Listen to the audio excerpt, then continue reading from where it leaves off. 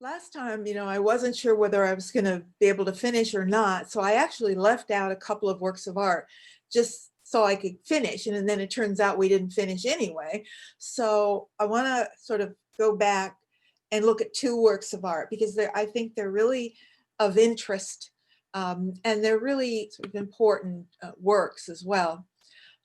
One is really a group of 14 paintings. Whoops. Wait a minute, going the wrong way. There we go. A group of 14 paintings by Barnett Newman, known as the Stations of the Cross. When we looked at abstract expressionism last week, we looked at one type. We looked at action painting.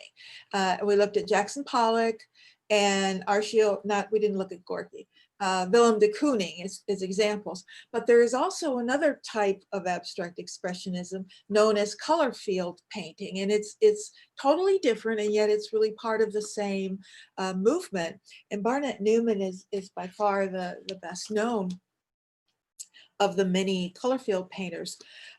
Newman was very well educated, more educated than most of them, particularly in religious philosophy.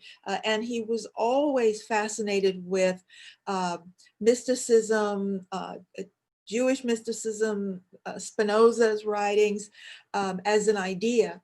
And he made this series of 14 paintings in which he relates each one of them to one of the 14 stations of the cross, and they're absolutely fascinating to look at.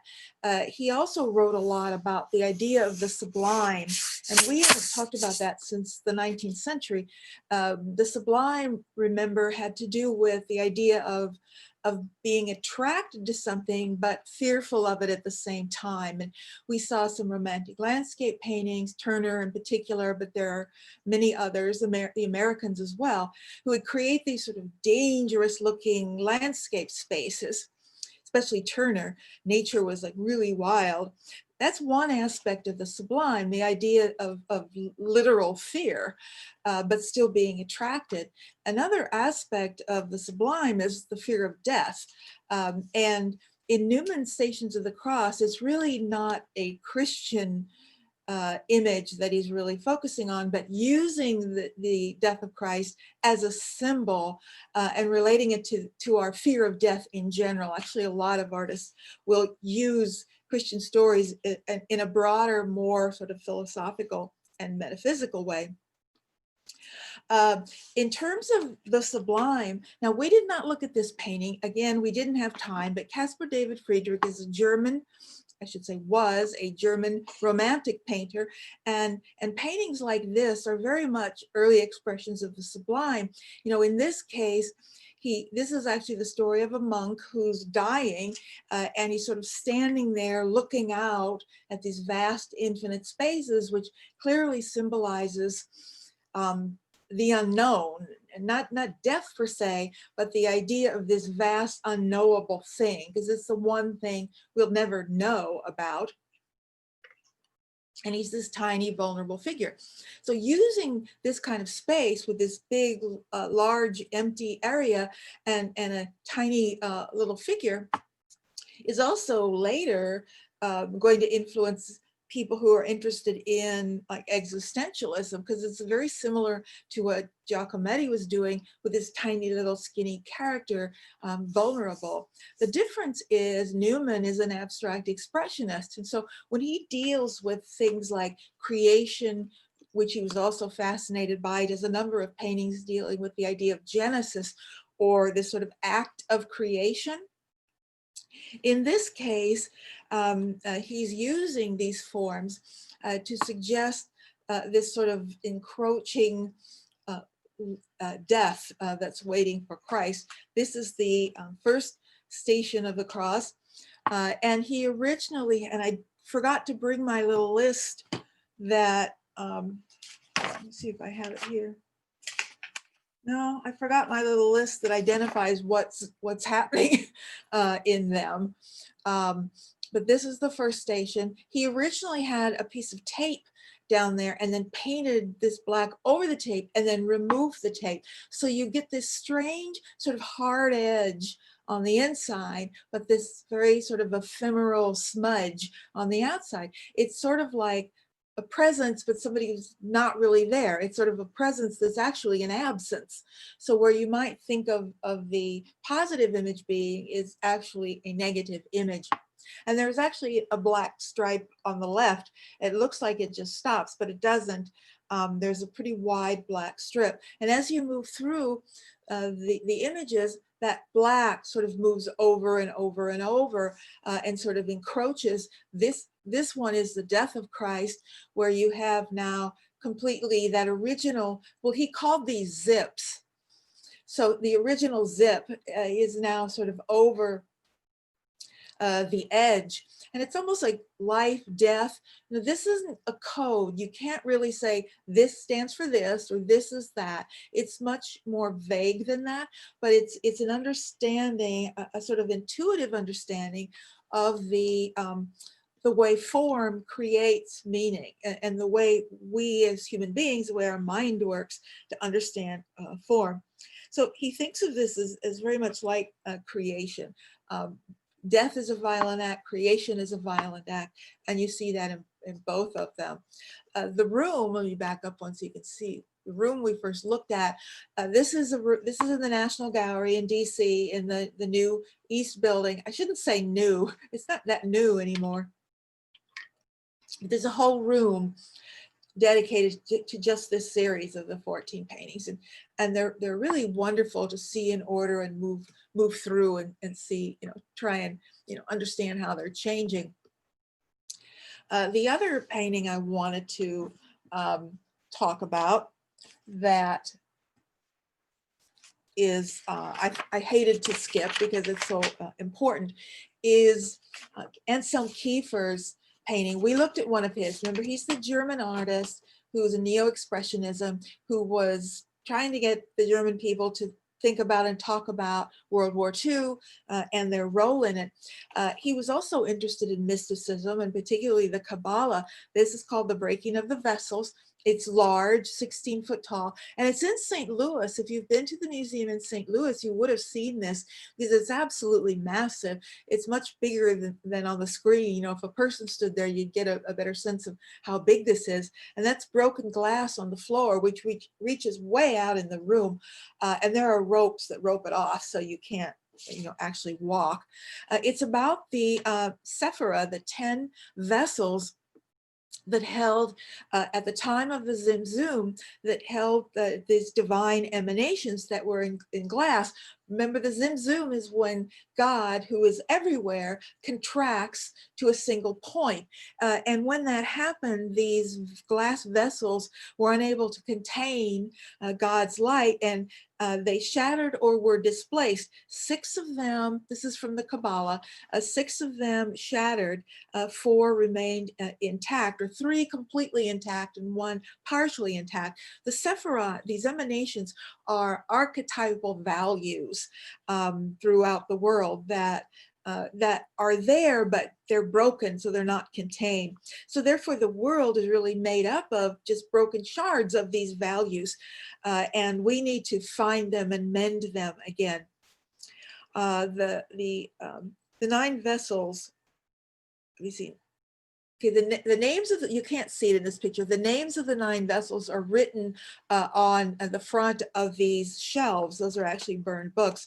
The ones that were broken deal with spiritual values and moral values, aesthetic values, various kinds of material values. But the 4 that were intact, values that we still have, are will, we have will, we have free will, wisdom, and understanding. We already have those things. And also the 4th one that was partially broken is knowledge. So we have some knowledge, but there's more knowledge we don't have. The others have to do more with behavior. And therefore it is our goal on this planet to find those missing values and embrace them again, make them part of us. Now, it also taps into many other things more than a Jewish mysticism.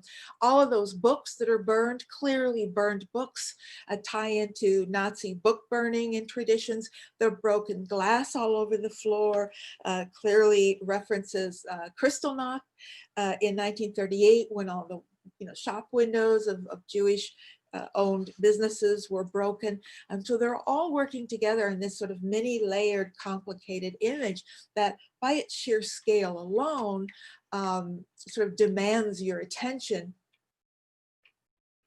And I think I just really wanted to show you that. And also because it's in St. Louis, I thought some of you might have actually seen that work. It is, I think, one of the best works in their collection. Okay, last time we were about to begin talking about African-American art. We just finished looking at feminist art. Feminist art actually began this, and because of the feminists beginning this idea of re-examining, looking back, questioning the past, and challenging modernism, that opened the door for many, many other cultural groups to open up art for themselves. Modernism was such a white European male movement, and it was expressing those values. Everybody else was really marginalized, was out on the margin. It wasn't a great age for women artists, certainly not for African-American artists or Latino artists or gay artists or any other kind of artist who didn't fit that little niche. And postmodernism is really a rejection of that centeredness, that central focus, and opens it to every sort of expression you could have. This is a very early work by Betty Saar. She didn't really think that much of it. She is actually to this day amazed that this is the one work that people remember of her work, because she has such a huge body of work. But she didn't actually put a great deal of thought into this, she said. But it's such an iconic image that I think that's why people were attracted. Now, at the time, it was controversial within the African-American community, and that's for obvious reasons. She's embracing openly racist imagery. Obviously, a white artist could not make this piece. This is a Black artist who is intentionally this is really a good example of deconstruction. And she's deconstructing racism here. She's pulling back the veil and putting it in your face so that you can see what it really is. Because even a white racist would see this differently if they realized a Black woman made it. So that's important. She's also, as a woman, tapping into depictions of women. A lot of African-American women really kind of merge with feminist vocabulary as well. The images in the back are what was at that time the current advertising image of Aunt Jemima. And Aunt Jemima products have gone through many iterations as the faces of the individuals that symbolized her have changed. And in front of that, she has this horrid looking, sort of Gone with the Wind, mammy-like figure.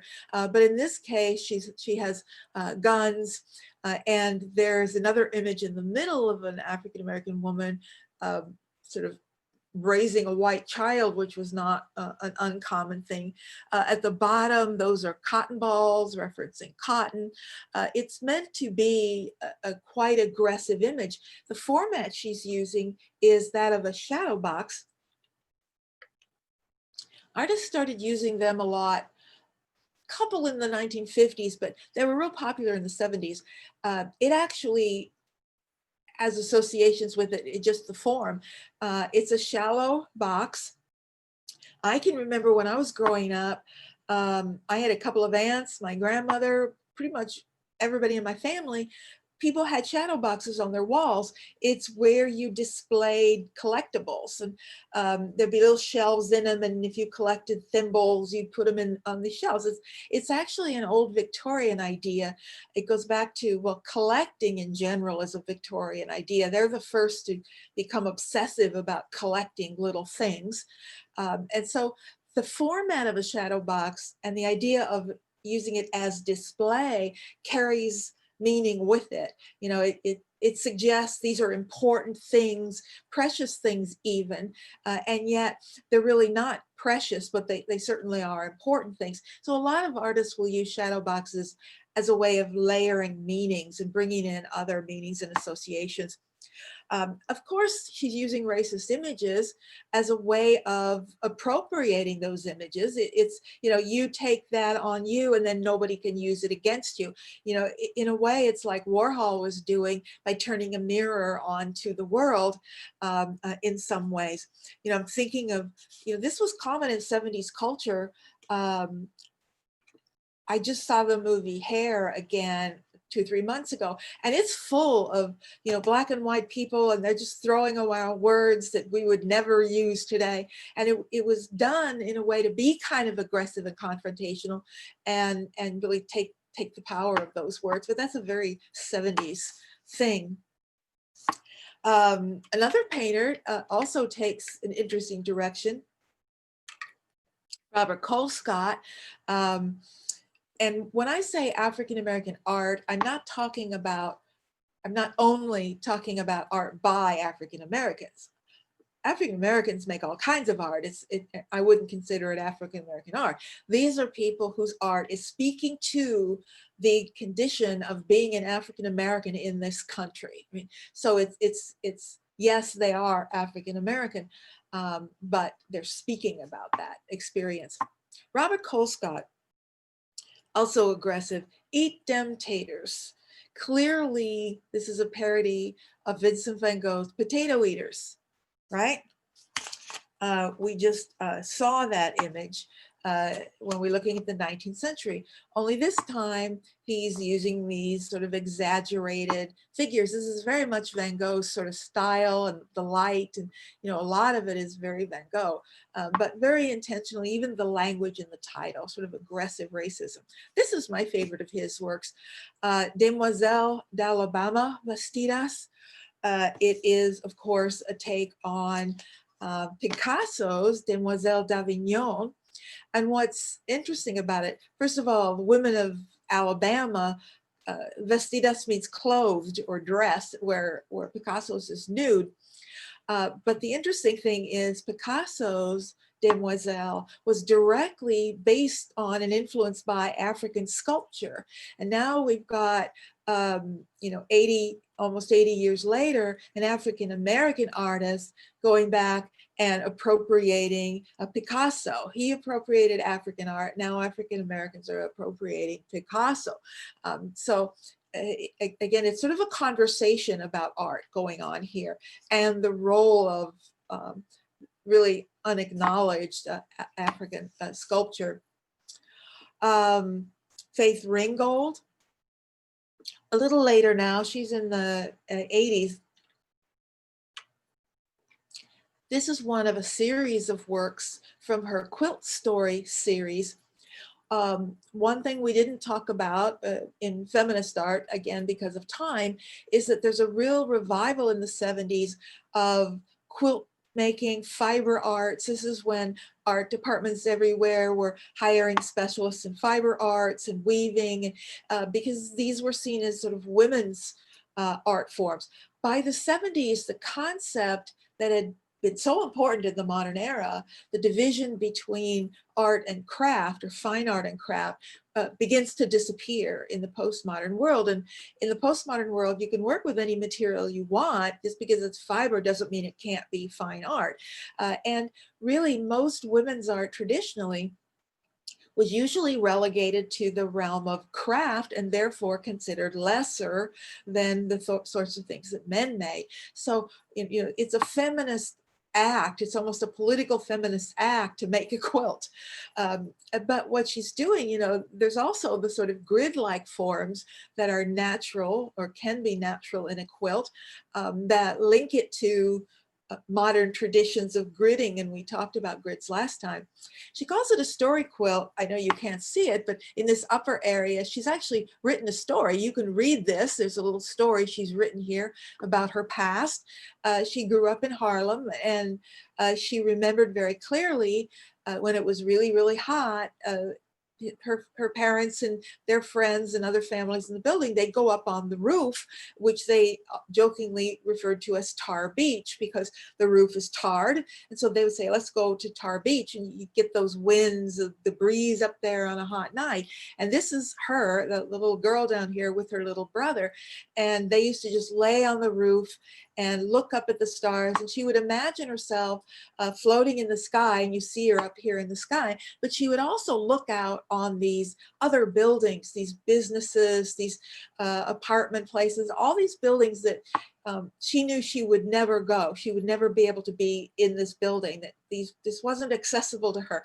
This part of New York or this part of Manhattan is not accessible to her. So there's a whole story up there telling that. So it's not embracing, you know, by the 80s, they're not embracing these racist images. That's right at the beginning. They just do this for a while. It's a starting point.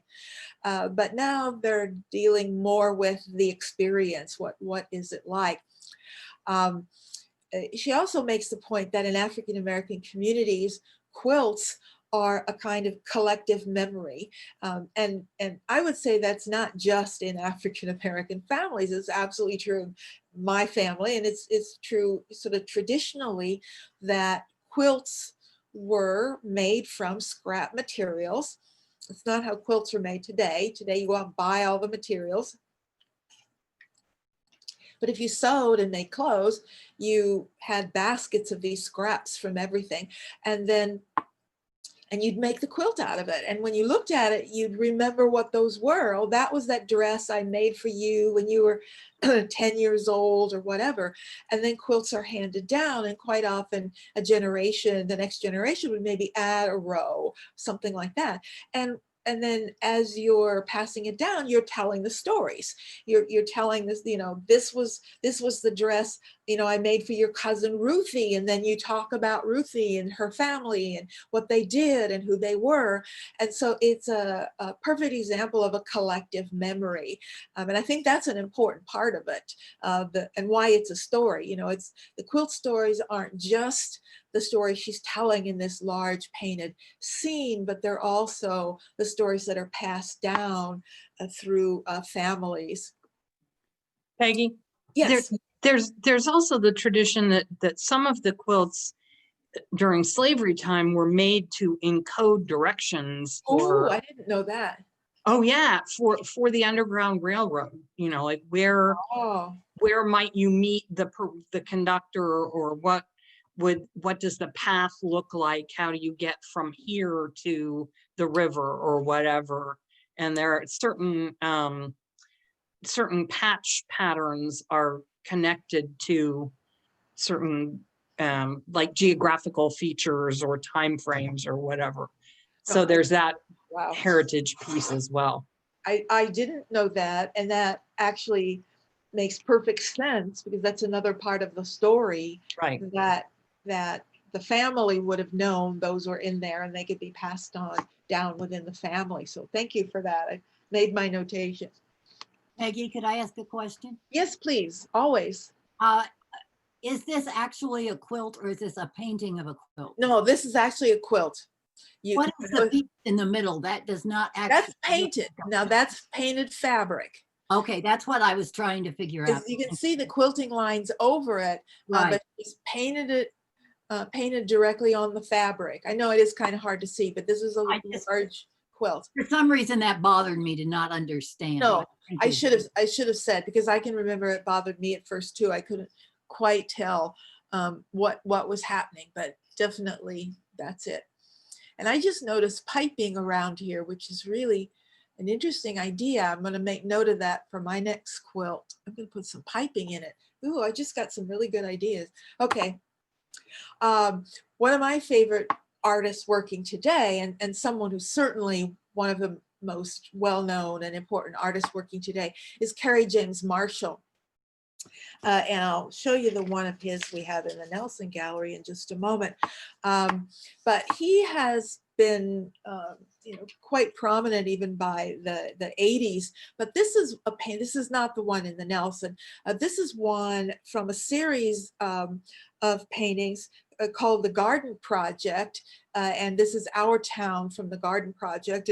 And they deal with very complex issues within the African American community relating to housing, relating to promises that were made and broken, you know, the building of the projects. You know, every big city has used to have, I don't know how many they are, if they even use the term, but where I grew up, there were the projects, which were meant to be, you know, which were promised as that they would be, you know, good housing at a fair price and get people out of the ghetto into the projects, and the promise of those lives just really never came to play because they were generally fairly inexpensive and not kept up well.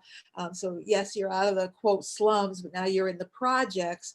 And so it deals very much with that. And this is a work like many of his that would probably have, you know, different, more powerful meaning to an African American than someone, you know, who's white from the outside, because it's actually a sort of confusing painting. It's hard to read spatially, which is part of it. You've got the kids playing. You've got this sort of dream bubble that sort of ends here, and there's sort of nothing in the dream. You've got references to graffiti, and this sort of looks like a wall here. Walls are always something to pay attention to. And then you've got the little bluebirds with their ribbons, and which kind of sort of can refer to, again, promises and the like. And then other aspects of it that don't really fit with any of it. First of all, this is a large painting. It makes a difference. You know, we've talked about that before. 8.5 by 12 feet. It's huge, which makes it quite aggressive in a way, surely because of its scale. So, you know, overall, I would say it's about a sort of dystopian reality, about promises unkept, and raises issues. This is the one that's in the Nelson. And if you've been in that contemporary section, you can't miss this. It's huge. And it's silver. It doesn't show in the photograph, but in person, it just glitters. It's just pure silver everywhere. This is one of the Memento series, and it deals with the civil rights movement. It's kind of an homage to the civil rights movement. You have images of Lincoln, the Kennedys, Martin Luther King, both Kennedys here behind this. And this is an angel-like figure. There are wings back there. It's hard to see. And then these vertical forms are like beads or something that's hanging down that he's pulling apart. What a time, what a time. So next time you're in the Nelson, go down the contemporary section and look at this piece because it's really glittering and beautiful. We've talked a bit about, we've looked at some public art pieces. We aren't talking about graffiti, the real graffiti movement, because again, there's just not time. But this is technically graffiti, but it's quite different from the 80s style. I consider him a street artist, not a graffiti artist. He's a street artist. He just happens to paint on buildings and things like that. Banksy. And most of you are familiar with Banksy, I would imagine, probably. He's a British artist. We have no idea who he actually is. I've read many articles that say, no, definitely it's this person. But, you know, we really don't know that. And clearly Banksy is not his name. He's known globally. Most of his work is in Britain, but not all of it. He has a few things in Berlin, I believe. This is my favorite Banksy image. Art attack street fighting. And I love it because it's appropriating an image from one context of someone who would be like throwing bricks or throwing a bomb or something sort of violent, and then replaces that with flowers. And I love the art attack. Many people are intimidated by art. They see it as an aggressive thing.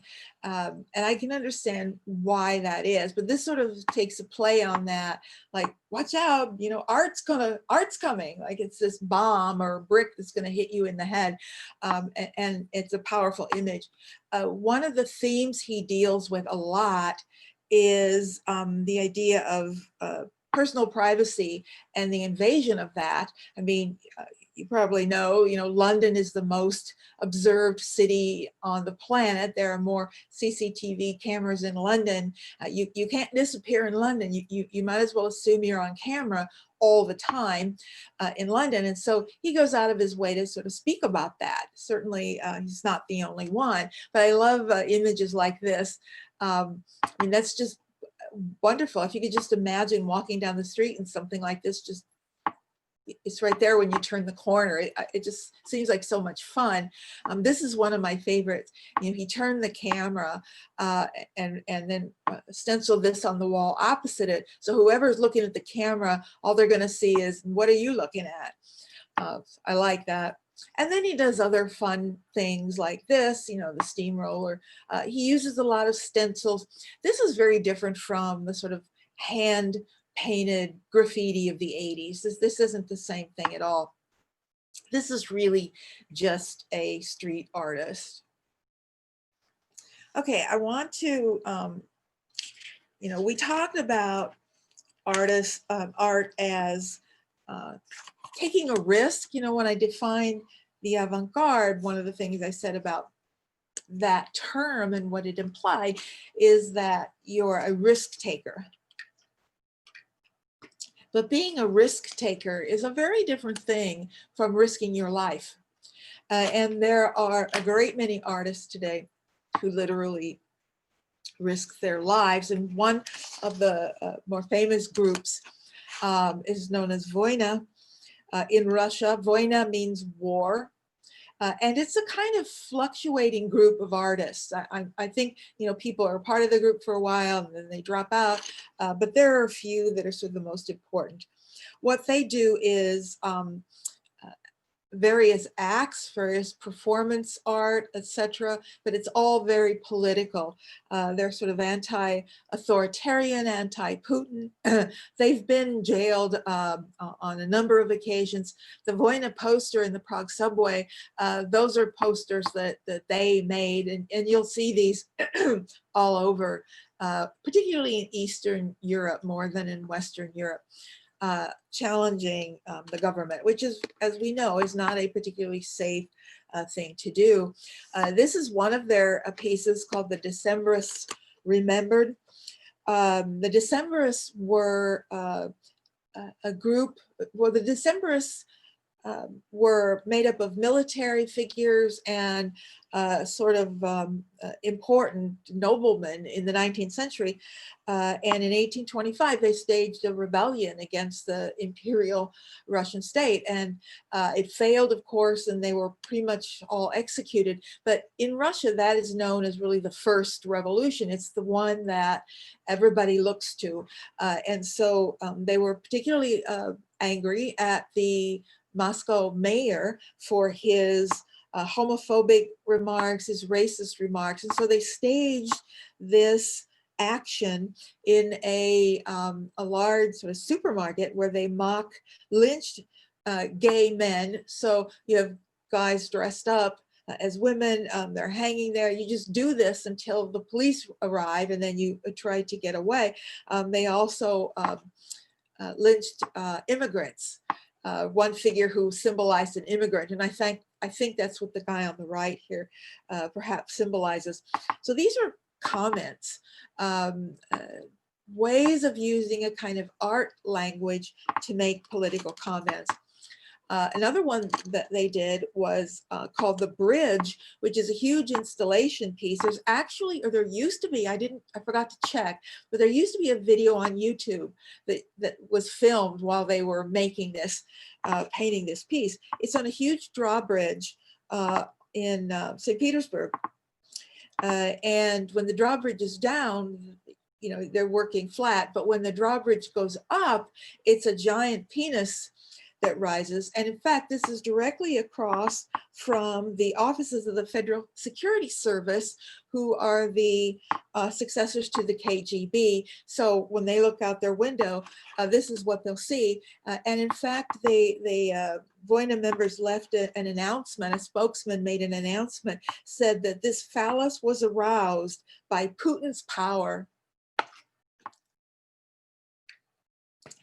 I would be terrified to do things like these in Russia, absolutely. And as I said, they have been arrested on numerous occasions. Let me read a quote from one of them. He said, one member describes their mission. He says, "We work on the thin line between activism and art. All our actions have underlying political messages, but we use art language only. We speak in images, symbols, which are mostly visual. In the current socio-political situation in Russia, an honest artist can't be mute and make glamorous masterpieces for oligarchs who decorate their brilliant dachas." So yeah, they are tapping into things that socialist artists like Courbet were doing in the 18th century, seeing an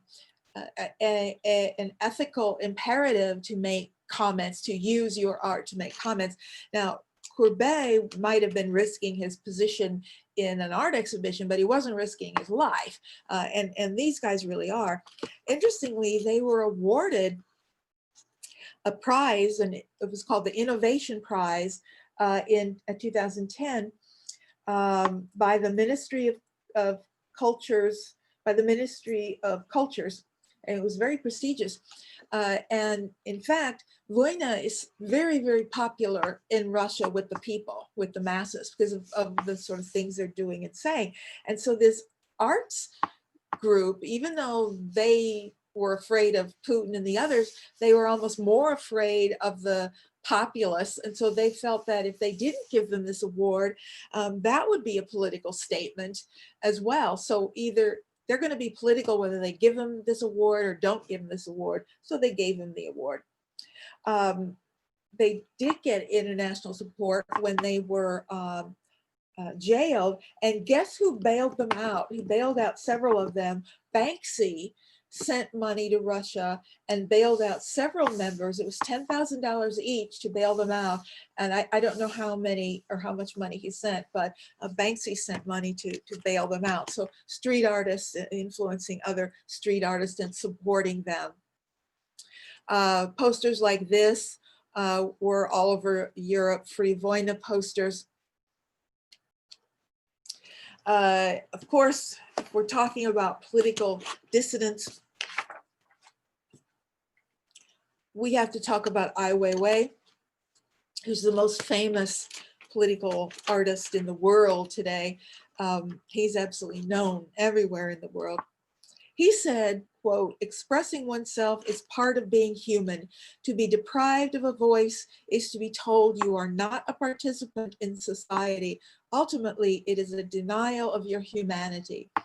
He's also incredibly brave. I can't tell you the number of times he's been jailed, beaten to near death, and he turns around and does it again. In fact, they've got a thing about him that the Chinese government just has a thing about him. He was politically involved, and that's why he actually was politically involved at the time of Tiananmen Square.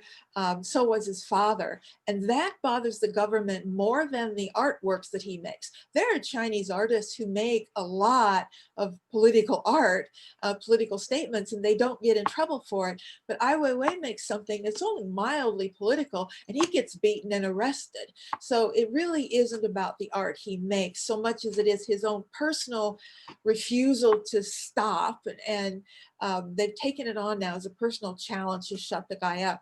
You know, he had just built a brand new studio at one point in Shanghai. They came in and bulldozed the building.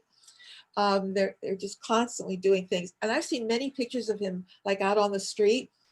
He's always followed. He's never alone. You can see 2 or 3 guys on either side of him just walking right behind him. Police constantly. Peggy, Yes. how do these street artists put food on the table and pay their rent, you know? Well, they have other jobs. They have jobs just like we do. I just wonder whether people slip them money or what. They got, It depends. There are situations in which not Voina, for example, but there are other street artists where they'll maybe make a few small things and then have a gallery show or sell small things. Now Voina doesn't do that, but in most cases, these are people who have other jobs. I mean, they just like we do, and this is also what they do. They don't clearly they don't live off their work. Now Ai Weiwei does, because his work isn't all street art. He makes other things that can be sold as well. This is just an example. This is from the backpack series. This is actually in Munich. This is a wall along a museum. This is actually a museum in Munich. And what you're looking at, you can see them in details. These are backpacks. There are 9,000 small child-sized backpacks.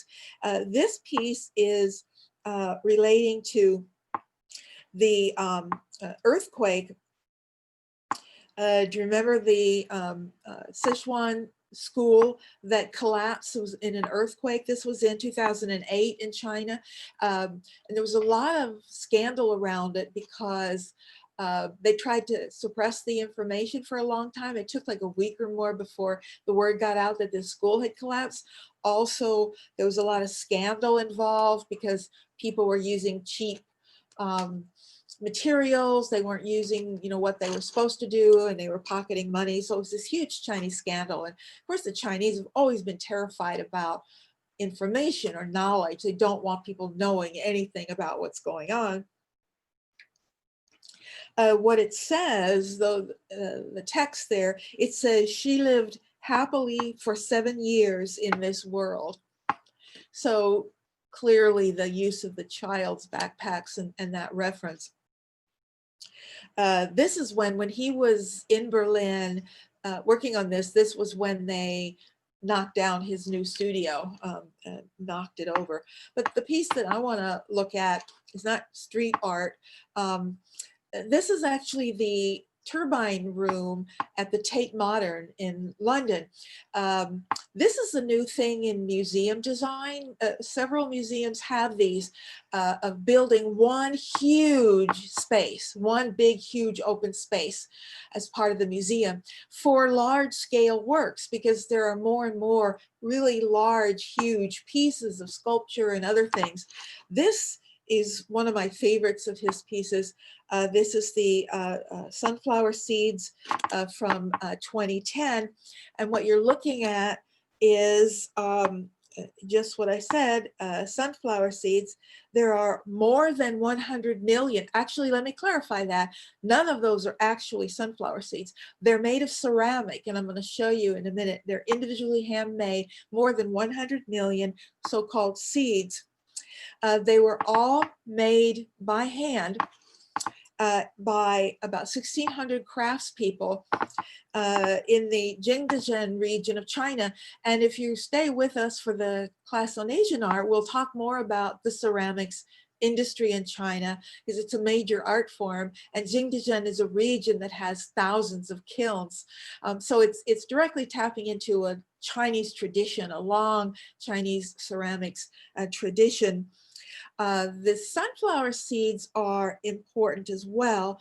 Mao, when Mao was in power, he often was metaphorically depicted as the sun, and the sunflower was the people, and the sunflowers were turning their faces toward the sun. So sunflower seeds to Chinese people or in China has associations. You know, the sheer number of them, you know, the population of China, the link to the past in terms of Mao, the individuality, the lack of individuality.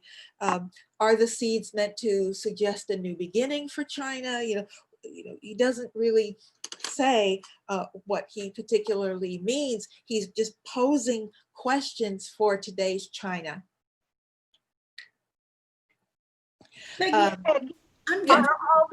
are all these seeds painted similarly? Are they the same, or Well, are they? I'm sure they're different. I can see several that are slightly different, but they're all going to be some variation of this. Okay. Because there's so many different people, I suspect each person probably, you know, you just put a couple stripes and it's going to be different, a little different each time. They, yeah.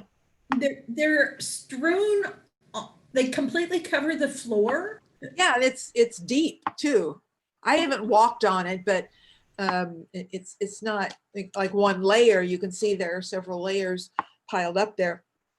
There were signs, I'm told, that said, please do not pick up or steal the seeds. And I'll bet, you know, because they know for a fact that people are going to steal the seeds. If you go on like online and look for the sunflower seeds, you can find them everywhere for sale. They actually sold a lot of them afterwards, but a lot of them are just private people who picked up a little handful and slipped it in their pocket. But you can just go online and buy one of these if you want to. So I have a question. Yeah. Did you have to wear special shoes to walk? Honestly, I'm not sure. I can't see their feet. Amazing. It does make sense that they would maybe make you take your shoes off or something. I mean, I would think so, but I Amazing. just don't know. Yeah. Alfredo Jar, again, someone that the world should know about. Well, the art world does know about Alfredo Jar. He's a Chilean artist who lived much of his life under the dictator Pinochet, and much of his art today deals with injustices in this world. He explores, you know, prejudices that are embedded in a lot of the imagery. He looks at war, genocide, famine, poverty, corruption. This is the subject of his work. And I just want to talk briefly about one very large scale project called the Rwanda Project. You know, in 1994 is when the bloodshed began. It didn't stop for a few years, but remember when the Hutus attacked the Tutsis and hundreds of thousands of people were brutally murdered. He was there. That started in April and May. He went to Rwanda that same year in the fall, and he went to a church where, in fact, 400 Tutsi men, women, and children had been slaughtered. And he was looking for a way to sort of build a multi-part piece that could communicate this. And the one thing he didn't want to do was just take photos of dead bodies and things like that, which is typically what you see, but he wanted to humanize it. And one of the things he did was this image, the eyes of Gutete Emerita, a woman who was there, and he talked to her. He's sort of taking this huge catastrophe that was so big that it actually didn't affect the West all that much, and he deals with how we responded to it as well. But he wanted to personalize it and sort of see it through her eyes. So these are the eyes that, you know, she watched her husband and her children being killed, and I'm not quite sure how she survived, but she did. You know, the whole piece is made up of videos and photos and objects, so it's a you know, multiple diverse art forms in this particular piece. This part is, you can see Clinton over there. There's another room that has 4 screens on it. We wish to inform you that we didn't know. This is where Clinton apologized on television for the US not doing anything, and this idea of Western nations, and it's not just the US, but, you know, he indicts all of the Western world for really kind of not doing anything, not caring, largely because it was Africa. Here's another room that had multiple screens, and you do see like clothing and fabric and names of people. So, you know, he taps into some very powerful image. He sort of weaves together all these different storylines and points of view.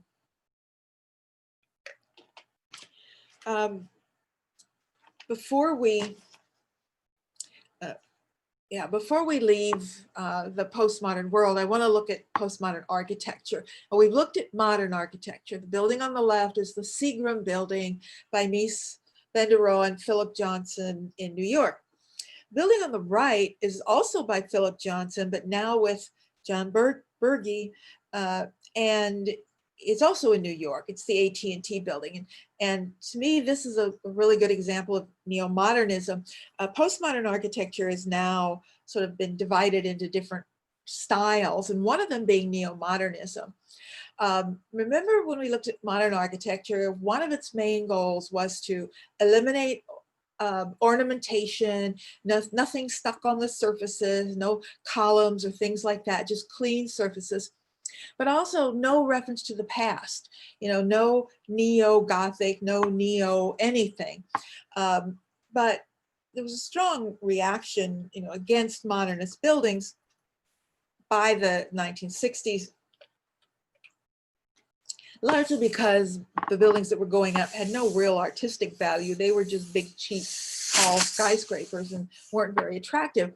So neo-modernism is a rethinking of modernism, but using modernism only as one periodic style. So postmodernism, maybe there are Greek entablatures, maybe there are Roman columns, maybe there are Renaissance arches, maybe there are this, and maybe there's some modern aspect. So modernism becomes a style, and it's the same as any other style. So this building in particular, I could see the modernist aspect of it, block out the top and the bottom, and it's just a modernist building. But if you look down here, this archway, you would never see that in a modern building, because that's historical reference. That's directly referencing maybe Romanesque architecture or Roman vaulting. Up above, the pediment, the broken pediment goes back to Greek temples.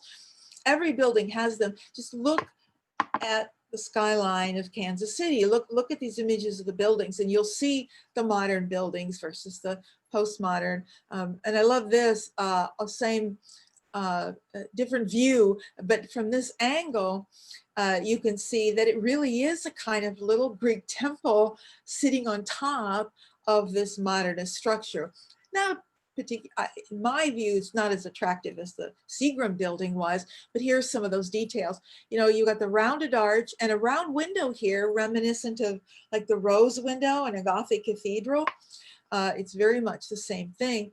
Now this building, I've shown this image a lot, and I have for years tried to get more information on the architect, and I cannot find anywhere online who the architect of this building was. I think it's the strangest building in the world, and it's also the most perfect example of postmodern architecture. This is everything in the kitchen sink thrown into a building. You've got your Greek temple on top, your rounded arch, your columns, your modernist windows, your Renaissance windows here. Down here, we get an Egyptian-like a headpiece. Over here, this is a Thai style. This is like from Thailand design. It's everything. And I hate to say it, but I really like this building because it's interesting. And that's one of the problems with modern architecture. It's pure and it's perfect, but it's not interesting. And that's what people were missing. So yeah, we've even got designs here that are vaguely Persian. That's why I wanted to know who the architects were. It's in Dar es Salaam and Brunei. You find in the Middle East, particularly in, well, anyway, you do find a lot of the most experimental architecture in the Middle East, more so than you do in the West. There's the top again, strange looking thing. Remember, we already looked at the modern version of Guggenheim and talked about how anyone building a Guggenheim now has to live up to Frank Lloyd Wright. So I want to look at what is now the most famous Guggenheim, and that is Frank Gehry's Guggenheim Museum in Bilbao. It's probably the most famous building in the world at the moment. And this is not neo-modernism. This is a different kind of postmodern. It's now known as deconstructivism, the way he's literally taking it apart. Frank Gehry, anybody watch The Simpsons? Do we have any Simpson watchers? There was an episode of The Simpsons where Frank Gehry came to town and he was going to design for them a new like opera house or something. So he just takes a big piece of paper and wads it all up and throws it over and says, there's your design, and leaves. Because that's kind of what they look like in a way. He could not have designed this, nor could they have built it without certain kinds of software. He uses software that was designed for aircraft building. It has all sorts of complicated algorithms. You know, what he made this model, he made a model of this and proposed it to the committee who was, you know, making the decision about this building. And they told him, you can't build that. It's not physically possible to build that building.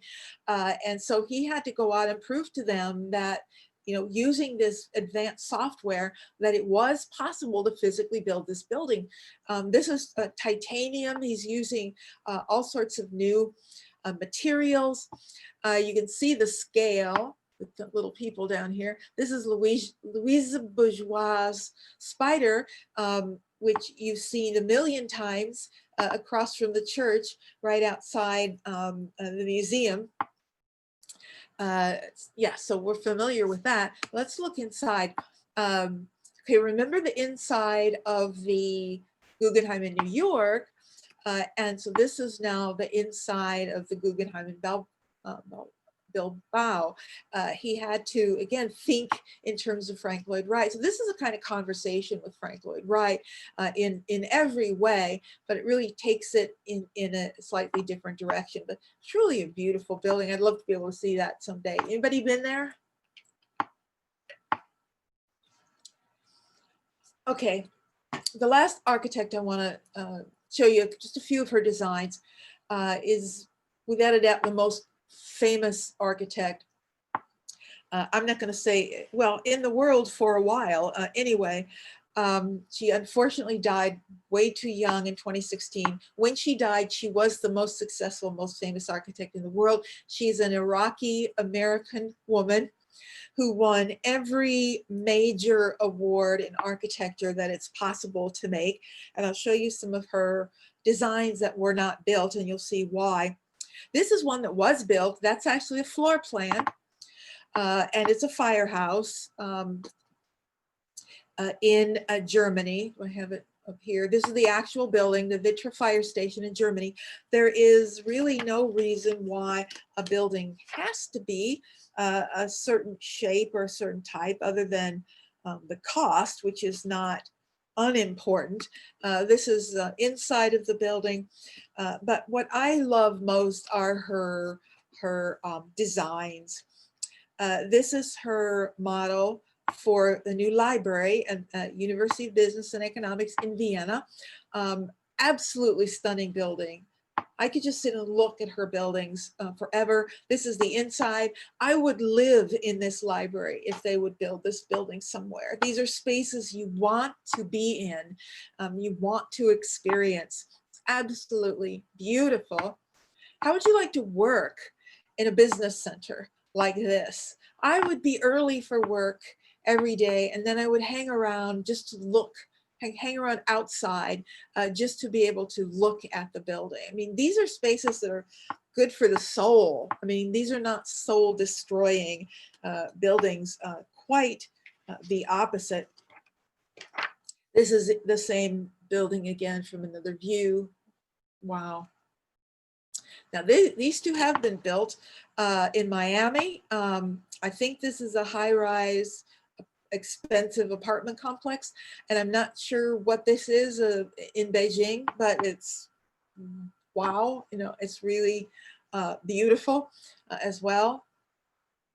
And this New York, this is a proposed apartments.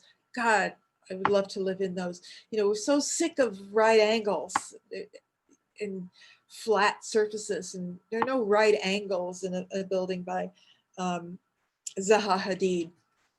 Okay, I have some more things for you. We're done with Western 20th century. However, we'll take our little break now. When we come back, I have some surprises for you. So let's take our little break, take a 5-minute break right now, and then come back and we'll wrap it up.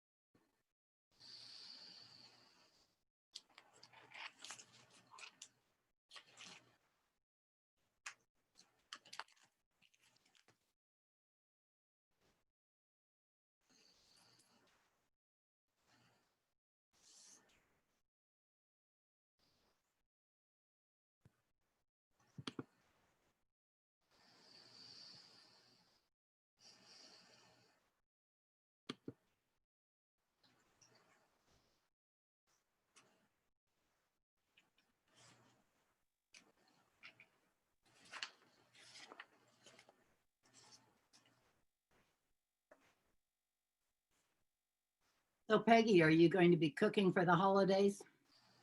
No, no, I'm not going I'm not going in no more than I do any other day. Well, right, me too. Yeah, But- I'm not going anywhere. That's the upside of this whole thing. Yeah, I wouldn't have anyway. I stopped going places for Christmas a while ago. It just seemed like a bad idea. Everybody else is traveling on Christmas. It was awful. So I- My family does that because they're clear out in California and you've got to take planes and you've got it's just hell. absolutely. It'd be nice to pop in a car and drive 30 miles to see the folks, but that's not available to me. I just always enjoyed not going anywhere. To me, this is the luxury. You're There- off school for, you get 4 weeks. And the gift was that you can stay home and not have to do anything. That was the gift. And I'm going to give that up to go. No, I enjoyed the time. I've been wanting to do all year. Yep. Plus, I always had to get ready for the next semester starting again. So There is that. half of it was working anyway. Well, when I was in college, we always had papers due after Christmas vacation. Which Yeah. rule because you had to spend the 4 weeks doing that. My first year, maybe just the first year, but the first couple years, this was at Mizzou. The semester ended in January. Like you said, you wrote the paper. You were supposed to be doing it all semester, but basically you wrote them over the Christmas holiday, and then you went back. But that changed. Like by my second year or third year, they started ending the semester in December before Christmas. That makes sense because they just tortured me for 4 years. It was Yeah, it just ruins your holidays. Yes. absolutely. In fact, it just encouraged you to put it off. I mean, it was almost like they were forcing you to wait by giving you that time. Say, well, why should I do it now? I've got the whole holiday to do it. Exactly. It's just such an assumption. I loved when the government I survived college on the quarter system, so I didn't have that Oh. problem. But when I went to work Mm. as a subcontractor, for the space program stuff, they always had their end of the year research reports at Christmas, and I hated that. And I was so grateful when they went to the October fiscal year. That was a monumental relief. Oh, it should be a good time to put your feet up and just enjoy life. Yes, yes. Yep. Okay, I think most people are back. I want to share something with you. Every art historian, everyone I've ever met, keeps lists of the bizarre things that students say on tests and in papers. And I just wanted to share a few of mine with you. And then after that, we're actually going to take a little tiny preview of the Asian course of what will be in it. So I swear to you that everything I'm about to show you is true and was actually written by a student. I've corrected some spelling, but others I haven't. Here's my first one. We're all familiar with the famous sculpture by Rodin of the Buggers of Calais, right? Demeter, if you didn't know it, but Demeter is an Egyptian kind of measurement. Oh, no. A jam figure is sculpture that is jammed into the side of the church. Now, that's not actually totally wrong, but yeah, anyway. My favorite, barrel vaulting is a religious ceremony. Every time I read that, I just see these priests. No, it's like Donkey Kong, or what was the game where the barrels rolled down and you had to jump over the rolling barrels? That's what barrel vaulting is. Egg tempera is composed of eggs, flour, and milk.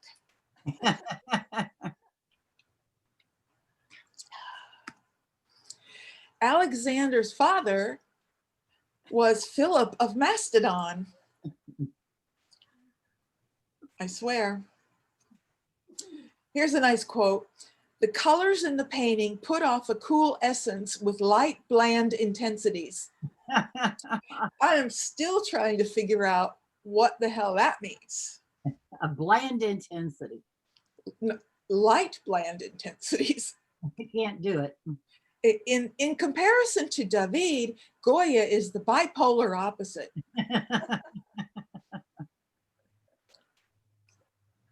The predella is the part of the altarpiece that holds the corpse. Now, I know what they're thinking, in most cases, I know what they're thinking. I know what they're trying to say. But, the predella is that lower section where there was usually a scene of Christ being entombed, or we saw it like a skeleton, but it's not where they keep the corpses. And it's always important to put things in chronological order. Here's one of my favorites. In regard to the sarcophagus of Junius Bassus, that early Christian piece that we saw, I have 3 different answers for it here. One person said it's an archaic Greek sculpture depicting Christ and his apostles. Okay, answer number 2. This is the esophagus of Junius Bassus.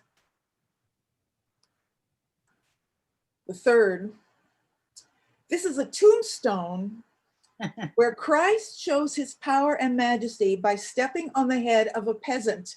Oh. Yeah, we talked about that little guy, the peasant that he's stepping his head on. And last but not least, in a compare and contrast, where they're asked to compare and contrast these two. Wait. In the Egyptian statue, the dead stone is not cut away. And I'm still trying to figure out what dead stone is. But the Greeks show a completely idealized male with nothing between his legs.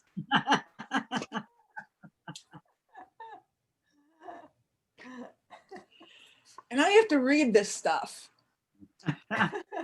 actually, actually, we kind of enjoy when these come up. You know, you're reading all these dull things, and then you get one of these, and it's like, oh, you just made my day. And that's not all. That's just a few. I got more. Okay. Are you thinking about doing a book? I'd have to get all the art historians together and combine all of our answers. There's a book in there for sure, if someone would do it. Okay, so the art of Asia. Actually, this was the last class I taught, my very last semester teaching, which was spring of 2017. This is one of the advanced classes that I taught. So, and it was always a really special class because people took it who were really interested in Asia, and it made it special. The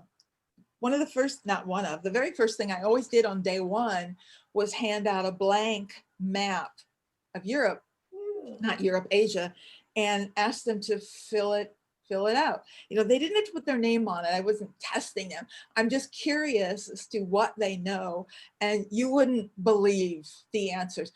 Once I got somebody identified Kazakhstan as Japan, Oh, God. which is, you know, how can you not know that Japan is, you know, a series of islands?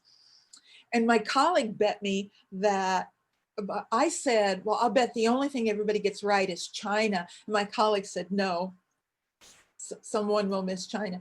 But once, of all the times I taught the course, there was one semester where everybody got China, but all the other semesters, somebody missed China. Anyway, what we'll talk about is not all of this, because Middle Eastern and even up in here, this is really a very specialized separate study. When I say art of Asia, I don't really mean all Asia. I'm talking about East Asia. So we'll look at India, China, and Japan primarily, with some Southeast Asia thrown in, Central Asia, because we'll look at Tibet, maybe one or two things from Korea. We'll look at quite a few things from Pakistan, because through most of history, this is really just part of India. So a lot of things happening there, we'll call India, even though politically we know it's Pakistan today. These are the sorts of things we're going to look at. Now, India is going to be particularly difficult because it's the most complex art of all of Asia, because of the numbers of different peoples who have been in India, controlled India, all the different dynasties. There's the northern, the southern. You've got a range of different religions and practices there. Buddhism, of course, Hinduism, or the Vedic religions is in some ways a better answer. Religions come out of the Vedas. And of course, Muslim presence. We'll look at the Mughal Empire. So it's a complex area, and it's an area where a lot of religious ideas are introduced in India. And then we'll look at China. China is, you know, we'll look at various maps of China, because this is clearly modern China, but it didn't look like this through most of its history. The terracotta warriors, hand scrolls, we'll look at different materials. You know, Chinese painting, it's not going to be like the typical framed canvas. In the Western tradition, scrolls will dominate, including hand scrolls and hanging scrolls. We'll look at a good bit of ceramics, because that's a major art form in China and Japan.